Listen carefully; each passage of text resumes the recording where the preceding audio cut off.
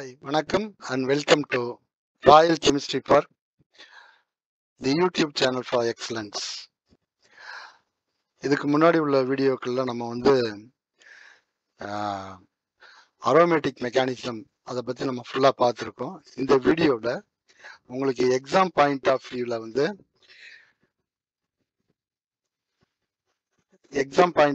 வந்து தேவையான அளவுக்கு ஒரு எக்ஸ்ட்ராக்டா அந்த மெக்கானிசத்தை வந்து நான் இந்த வீடியோவில் கொடுத்துருக்கேன்.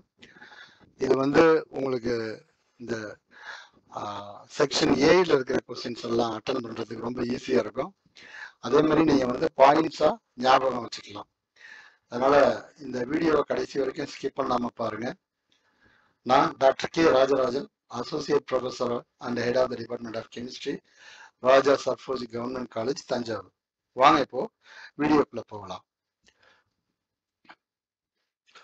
SNAR மெக்கானிசம், அதாவது simultaneous nucleophilic aromatic replacement mechanism அப்படிங்கிறதோட ஷார்ட் ஃபார்ம் தான் SNAR மெக்கானிசம். இதுல வந்து ஒரே சமயத்துல நியூக்ளியோஃபிலிக் அட்டாக்கும் நடக்கும், அந்த லீவிங் குரூப்பும் சப்ஸ்ட்ரேட்ல இருந்து வெளியே போயிடும்.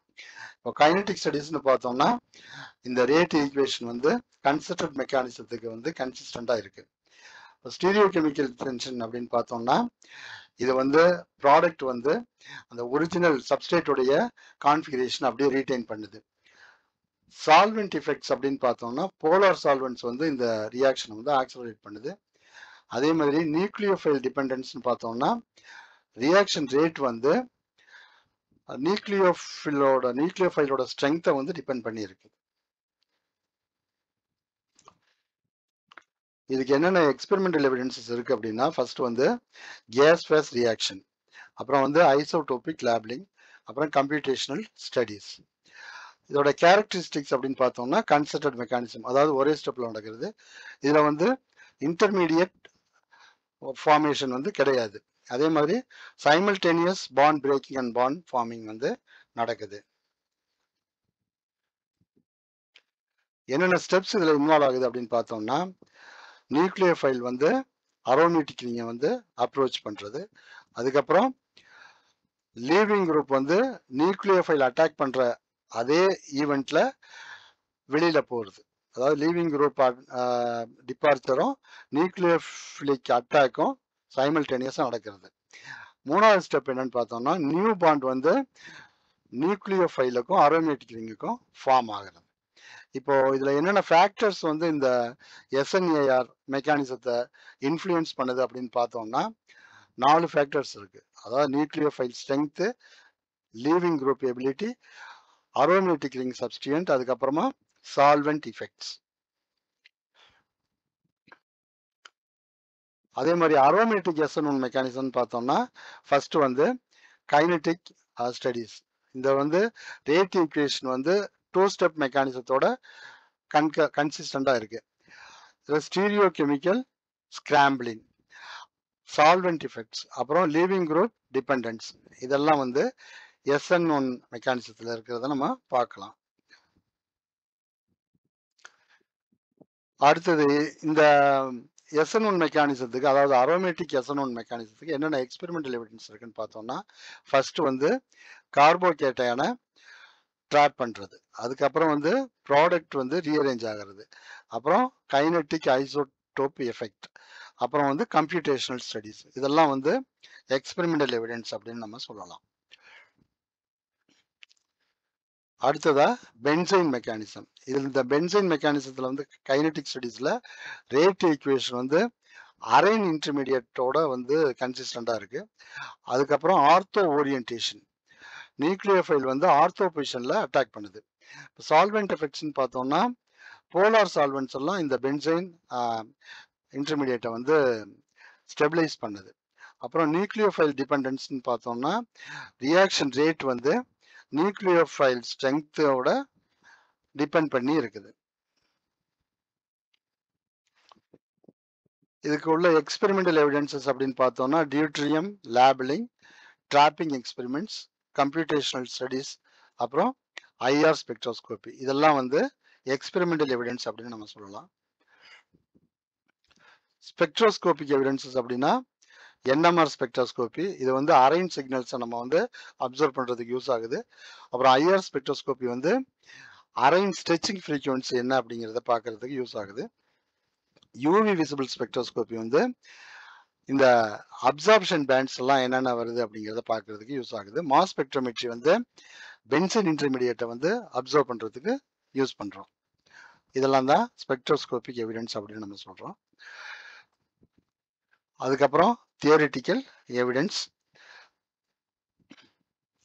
அப்புறம் பென்சீன் மெக்கானிசம் அப்படின்னு பார்த்தோம்னா, 2 ஆர்த்தோ கார்பனுக்கு இடையில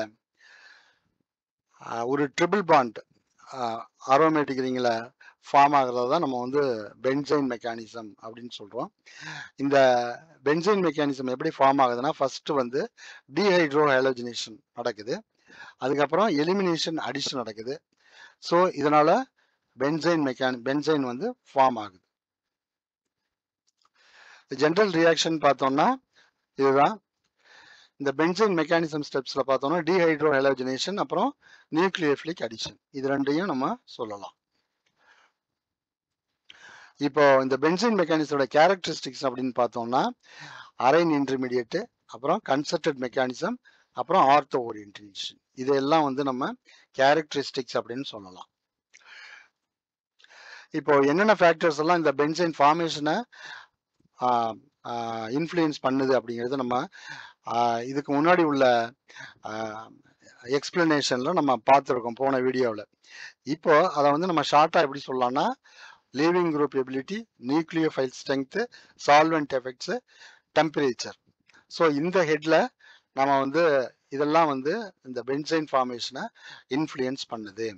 அதாவது பெட்டர் லீவிங் குரூப்ஸ் வந்து இந்த ரியாக்ஷனை ஃபெசிலிட்டேட் பண்ணுது. அதே மாதிரி ஸ்ட்ராங்கர் நியூக்ளியோஃபைல்ஸ் வந்து பென்சைன் ஃபார்மேஷனை ஃபார்ம் பண்ணுது. அதே மாதிரி போலார் சால்வெண்ட்ஸ் வந்து பென்சைன் இன்டர்மீடியேட்டை ஸ்டெபிலைஸ் பண்ணுது. அதே மாதிரி டெம்பரேச்சர் வந்து ஜாஸ்தியாக இருக்கப்ப அது வந்து இந்த பென்சைன் மெக்கானிசத்தை வந்து ஆக்சிலரேட் பண்ணுது அப்படின்னு நம்ம சொல்லலாம். அடுத்தது என்னென்ன டைப்ஸ் ஆஃப் பென்சைன் ரியாக்ஷன் இருக்குன்னு பார்த்தோம்னா, நியூக்ளியோஃபிலிக் அரோமேட்டிக் சப்ஸ்டியூஷன் SNAR, அப்புறம் வந்து அரைன் அல்கைன் சைக்ளோ அடிஷன். அதுக்கப்புறம் இதுக்கு எக்ஸாம்பிள் சொல்றதுக்குன்னா குளோரோ பென்சீன், அப்புறம் புரோமோ பென்சீன், இது ரெண்டும் NH2 கூடயும் CN கூடயும் ரியாக்ட் பண்றதை நம்ம எக்ஸாம்பிளா சொல்லலாம். ஸோ இதை வந்து மற்ற மெக்கானிசம் கூட எப்படி நம்ம கம்பேர் பண்ணலாம்னா, SN1 கூட கம்பேர் பண்ணுறச்ச கார்போகேட்டையான் இன்டர்மீடியேட் கிடைக்குது. SN2ஓட கம்பேர் பண்ணுறச்ச concerted single step with inversion அது கிடைக்குது. SNAR கூட பண்ணுறச்ச concerted single step with simultaneous bond breaking and bond forming. இப்போ இதுதான் இந்த 3 மெக்கானிசத்துக்கும் உள்ள கம்பேரிசன். அதாவது SN1ல கார்போகேட்டையான் இன்டர்மீடியேட் கிடைக்குது, SN2ல இன்வர்ஷன், அந்த ப்ராடக்ட் வந்து இன்வர்ஷன் ஆகுது. SNARல வந்து சிங்கிள் ஸ்டெப் மெக்கானிசம் தான் SN2 மாதிரி, simultaneous bond breaking and bond making அது நடக்குது. All right. இப்போ இந்த பென்சீன் மெக்கானிசத்தோட அட்வான்டேஜஸ் என்னன்னு பார்த்தோம்னா, ஹைலி ரியாக்டிவ் இன்டர்மீடியேட், அதுக்கப்புறம் ஆர்த்தோ ஓரியன்டேஷன். ஸோ இதோட லிமிடேஷன்ஸ் என்னன்னு பார்த்தோம்னா, strain energy and competing reactions தான் இதோட லிமிடேஷன். ஸோ இது வரைக்கும் நம்ம இந்த SNAR, SN1 அப்புறம் பென்சைன் மெக்கானிசம்லாம் எப்படி இருக்குது, அதனுடைய எக்ஸ்ட்ராக்ட்ஸ் என்ன அப்படின்னு நம்ம பார்த்தோம். ஸோ இதெல்லாம் வந்து உங்களுக்கு வந்து 2 மார்க்ஸ் கொஸ்டின் கேட்டால், உதாரணத்துக்கு what are the advantages of benzene மெக்கானிசம்னு ஈஸியாக எழுதிடலாம். வாட் ஆர் த லிமிடேஷன்ஸ்னு கேட்டால் ஈஸியாக எழுதலாம். அதே மாதிரி how to you compare SN1, SN2 and SNAR அப்படின்னா நீ இதுக்குள்ள ஃபீச்சர்ஸை சொல்லலாம். அதனால உனக்கு வந்து இந்த பார்ட் A கொஸ்டின்ஸ் பொதுவாகவே வந்து உனக்கு இதை வந்து நீ ரிவைஸ் பண்ணி படிக்க உனக்கு வந்து ஈஸியாக நீ வந்து அதை ஆன்சர் பண்ணலாம். அதே சமயத்தில் எஸ்ஏ டைப் கொஸ்டினாக இருந்தாலும் இதை வந்து நீ எலாபரேட் பண்ணி எழுதலாம். ஓகே, இப்போ இதை வந்து நீங்கள் ஒரு 2-3 தடவை பார்த்து இந்த பாயிண்ட்ஸ் எல்லாம் மெமரைஸ் பண்ணிட்டீங்கன்னா உங்களுக்கு வந்து இது மறக்காது. அதனால இந்த எக்ஸ்ட்ராக்டை நீங்கள் வந்து பாருங்கள், பார்த்துட்டு கமெண்ட்ஸில் நீங்கள் எப்படி இருக்குதுன்னு சொல்லுங்கள். உங்களுக்கு ஏதாவது டவுட்ஸ் இதில் இருந்தாலும் நீங்கள் கிளாரிஃபை பண்ணுங்கள். Okay, thank you. நம்ம வந்து அடுத்த வீடியோவில் பார்க்கலாம்.